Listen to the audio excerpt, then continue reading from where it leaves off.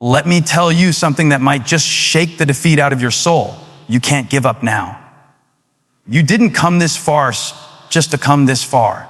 Everything you've walked through, everything you've cried through, everything you've survived, it wasn't just random. It was preparation. It was God pulling purpose out of your pain.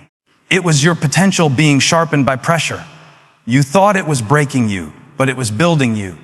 You can't give up because you're carrying something too valuable. The dream, the calling, the healing, it's not just about you. Someone is waiting on the other side of your breakthrough. Someone is about to find hope because you didn't quit. Your endurance isn't just survival, it's seed planting. What you're planting in tears today, you will reap in joy tomorrow. You can't give up because the enemy would love that. He'd love for you to walk away right before it gets good. That's his tactic, to wear you out before the win. But I need you to understand this. Resistance is often a sign of proximity to the promise. Hell only fights what it fears. If you're facing attack, it's because you're carrying authority. You can't give up because grace is still working. You're not perfect. You've made mistakes. But grace didn't run out. God's mercy is new with the morning. You might be out of strength, but he's not out of supply. When you are weak, that's when his power shows off. When you say, I can't do this, heaven says, that's okay. We will. You can't give up because faith was made for the fire. Anybody can believe when it's easy. But true faith rises in the storm. It stands up when everything is falling down. And I need you to stand up now. Stand up in the spirit even if your legs are shaking. Declare, I'm not done. I'm not giving up. You can't give up because your future is calling. It's not quiet. It's loud. It's echoing through the halls of heaven and shouting into your soul. There's more to live, more to love, more to become. Don't abort the assignment just because you're tired. You are not finished. You're just getting refined. You can't give up because quitting is beneath you. You were made for more. The same spirit that raised Christ from the dead is alive in you. That means you can rise. You can run. You can fight. You can rebuild. So don't you dare surrender to a season that doesn't define your story. You are not your struggle. You are God's vessel. There are moments in life where you feel like everything around you is breaking. The people you trusted let you down. The prayers you prayed seem unanswered. The dreams you dreamed feel delayed, or worse, denied. And it's in those quiet, lonely, gut-wrenching moments that the voice of defeat tries to whisper, just give up. It's not worth it. But I need you to hear this deep in your spirit today. You didn't come this far just to stop. This is not the end. This is not the final word. This is not punishment.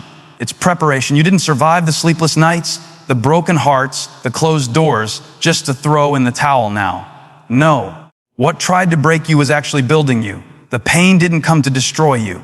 It came to develop you. God never wastes a wound. Every betrayal was building resilience. Every delay was teaching you patience. Every tear was watering something deeper. It might have looked like loss on the surface, but underneath, God was shaping something eternal. You see, the enemy wants you to mislabel your season.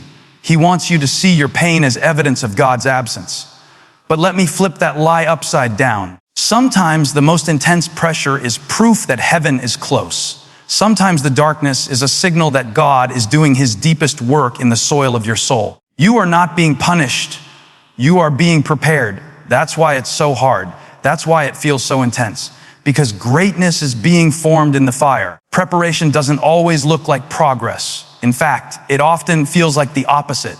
It feels like being stuck, like going in circles, like praying and hearing nothing back. But faith says, even when I don't see it, he's working, because God does his best work in hidden places. Before David was king, he was in the pasture. Before Joseph was in the palace, he was in the pit.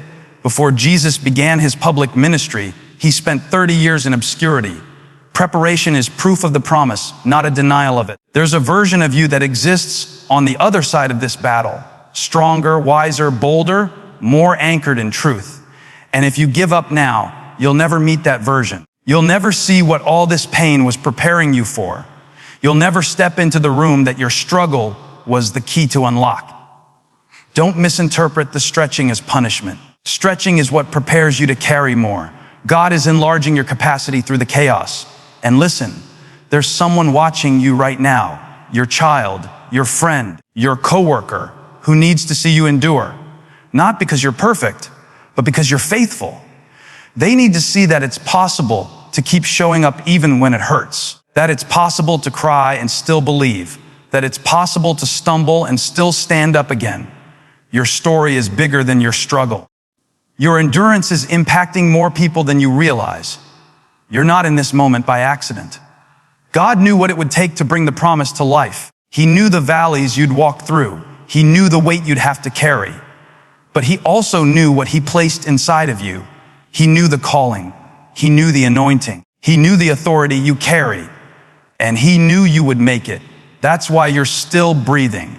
That's why the attack hasn't taken you out. That's why you're reading this right now. Because your purpose is still alive. So before you quit, before you let that thought win, I dare you to stop and look back. Look at what you've already survived.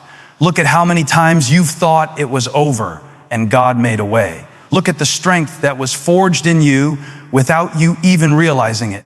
And then remember, you didn't come this far just to stop. What if I told you that your fight isn't just about you? What if I told you that your perseverance is preaching louder than any sermon? That your endurance, your faithfulness in the fire, your refusal to give up, it's unlocking someone else's breakthrough.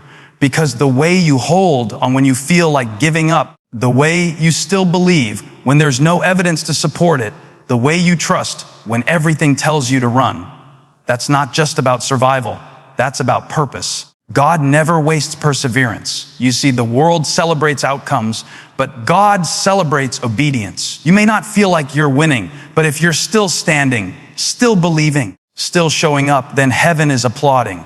Your silent battles, your private prayers, your hidden heartbreaks are not invisible to God. He sees every tear. He hears every groan. And he's using every moment to shape you into a vessel that carries hope for others. That's why the enemy wants to isolate you.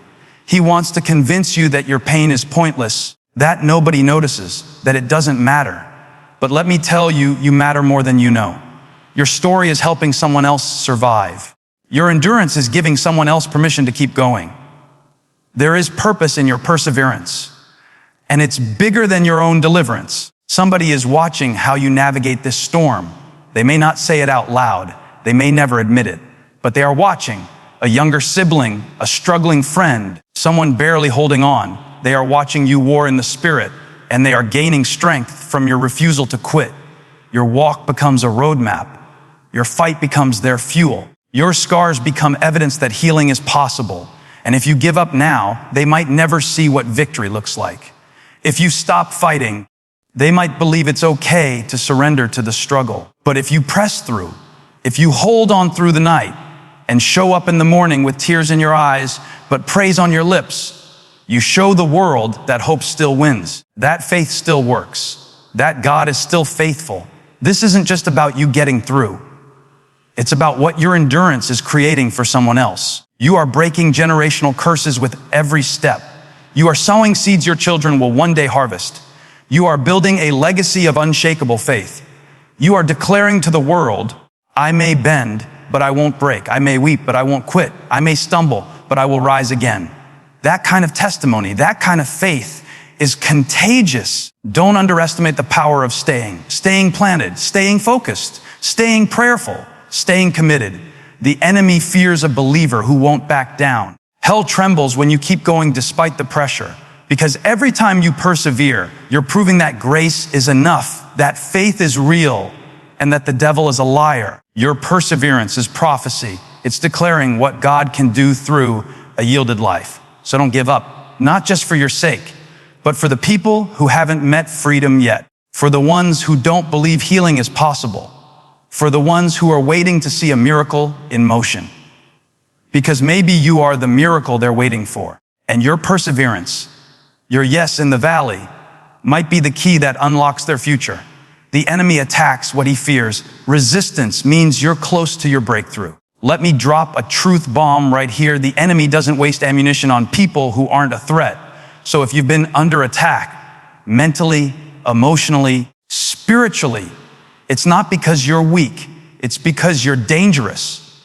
It's because you're carrying something he's terrified of. That depression you've been fighting, that confusion that keeps creeping in, that heaviness that shows up for no reason, that's not random, that's warfare, and it's strategic. You are closer to something holy than you realize. You're not being attacked because you're finished. You're being attacked because you're near the finish line. That resistance you're feeling, that's not just pressure, that's proximity. You're stepping into a new level, and the enemy knows it.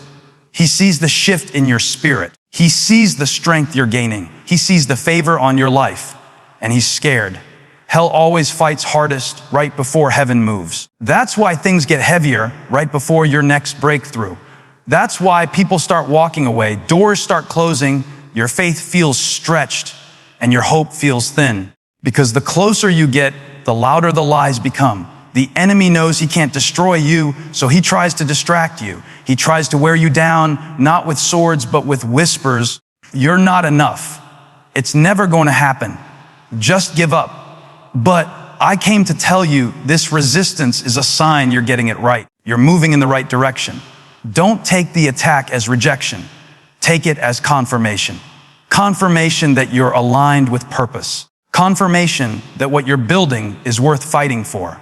The enemy doesn't fight the comfortable. He fights the called. He doesn't go after the stagnant. He goes after the anointed. You need to start seeing the storm as a signal. You need to start recognizing the warfare as proof of your worth. It means there's something inside you worth attacking. It means there's destiny on your life. It means you're advancing the kingdom and shaking hell's gates while you do it. And if the enemy is trembling, that means you're walking in authority.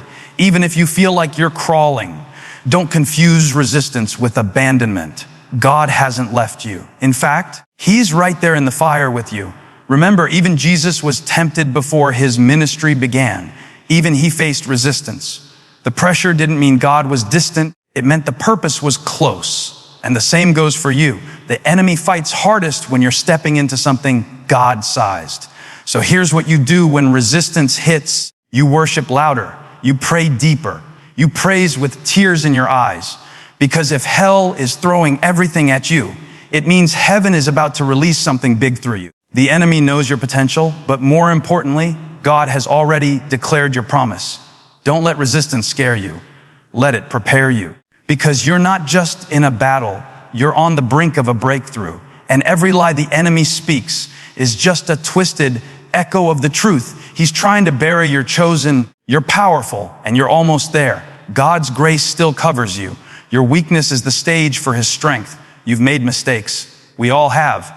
You've doubted, delayed, detoured. You've said the wrong thing, gone back when you should have moved forward. Let fear sit in a seat reserved for faith. And if you're not careful, the guilt will start speaking louder than God's grace. Shame will try to sit on the throne of your identity. But I came to tell you something the enemy doesn't want you to know. God's grace still covers you. You didn't run out. You didn't blow it. You're not disqualified. You're just getting started. We tend to think that grace is only for the beginning, like it's a welcome mat to faith. But grace doesn't stop working after you say yes to God. Grace walks with you through the mess. It covers you when you fall. It lifts you when you break. It's not fragile. It doesn't get scared off by your failure. Grace is gritty. Grace is stubborn. Grace stays. And God's grace is still active right now, even in the places you think are too broken for repair. You may be weak, but that's exactly where God wants to show off. He's not looking for perfection. He's looking for permission. He wants to step into that weakness and flood it with power. Because your weakness isn't a liability, it's a stage, a platform for his strength to shine. When you come to the end of yourself, that's when his presence begins to flow freely. He's not disappointed in your struggle, he's drawn to it. Your struggle invites his strength. That's why Paul said, I will boast in my weakness, because when I am weak, then I am strong. It sounds crazy until you've lived it, until you've broken down in prayer and felt peace show up anyway, until you've failed and still felt called, until you've fallen and realized you fell into grace, not away from it. God isn't holding your flaws against you. He's using them to shape you. He's making something beautiful from the mess you want to hide. If grace was a one-time gift, we'd all be lost by now. But God's mercy is new every morning. That means today is a fresh start. That means yesterday's failure doesn't cancel today's calling. That means what you did back then doesn't determine what He's doing in you right now. Grace is the bridge between who you were and who you're becoming. And that bridge is still holding. You've got to stop disqualifying yourself for a job God already assigned to you. If He needed you to be flawless, He never would have chosen you. But He did choose you. He called you. He anointed you. And that calling comes with coverage. Grace is your insurance policy. It covers the damage. It protects your purpose. It keeps your destiny intact, even when your decisions fall apart. And listen, your weakness doesn't cancel your witness. It magnifies it. People don't need to see your perfection. They need to see your persistence. They need to see how grace met you in the pit and pulled you out. They need to see how you kept moving with a limp, how you worshiped with wounds, how you led with scars, because that's when they see the real power of grace, not in your strength, but in God's. So don't you dare give up just because you don't feel worthy. You never were. None of us are. That's why it's called grace. And if grace got you this far, grace will get you through. God's not done with you. He's not mad at you. He's still working in you, through you, and for you, even now. Faith is forged in the fire. It's not about easy moments. It's about standing in storms. Faith isn't built in comfort. It's not born on mountaintops. You don't develop deep faith when everything is going your way. No, faith is forged in fire. It's shaped in struggle. It's strengthened in storms. The kind of faith that can move mountains is first tested in valleys. If you're walking through the fire right now, don't think you're losing. You're being refined. You're being forged. You don't need faith when the path is clear. You need it when the fog is thick, when you're standing in front of a wall that won't move, when the answer is delayed, when the door stays closed. That's when real faith rises. That's when belief becomes more than a song or a Sunday routine. It becomes your anchor, your heartbeat, your survival. If you're still standing right now, even with trembling knees, that is faith. God doesn't waste fire. When Shadrach, Meshach, and Abednego were thrown into the flames, they weren't consumed. They were revealed. The fire didn't destroy them. It revealed who was with them. It revealed the presence of God in the most terrifying space. And the same God who stood in that fire is standing with you now. He doesn't pull you out to protect you. Sometimes He walks in to prove He's with you. Stop asking for the fire to end and start asking God to forge something in you through it. Because what's being formed in this season is far more valuable than what's being burned away. Impatience is being burned off. Fear is being melted down. Doubt is being dissolved. And what remains is a faith that hell can't shake. A faith that says, even if I have to crawl through this, I'm not quitting. You can't have battle, tested faith without battles. You can't have an unshakable foundation if it's never been hit by wind and waves. So if you feel shaken, that's okay. That means you're building something real. If you feel pressed, pushed, or pulled, that's not weakness. That's evidence of warfare. And where there's warfare, there's a promise worth fighting for. We don't need believers who only show up when it's sunny. We need storm chasers. We need people who will worship in the middle of the thunder, who will pray even when it feels like heaven is silent, who will trust even when it looks like everything is falling apart. Because faith is not a feeling, it's a decision. And when you decide to believe anyway, the fire loses its power. The enemy wants the fire to scare you. But the fire is not the end. It's the beginning of something refined, pure, and powerful. Gold doesn't shine until it's been through heat. Steel isn't strong until it's been through flame. And neither are you. You're not breaking in the fire. You're being forged in it. And that means you'll come out stronger than you went in. So stand in it. Stand in the heat. Stand in the questions. Stand when your knees are shaking. Because this fire isn't your finish. It's your formation. And your faith, the real kind, the durable kind, the unshakable kind, it's being formed right now in the middle of the flame.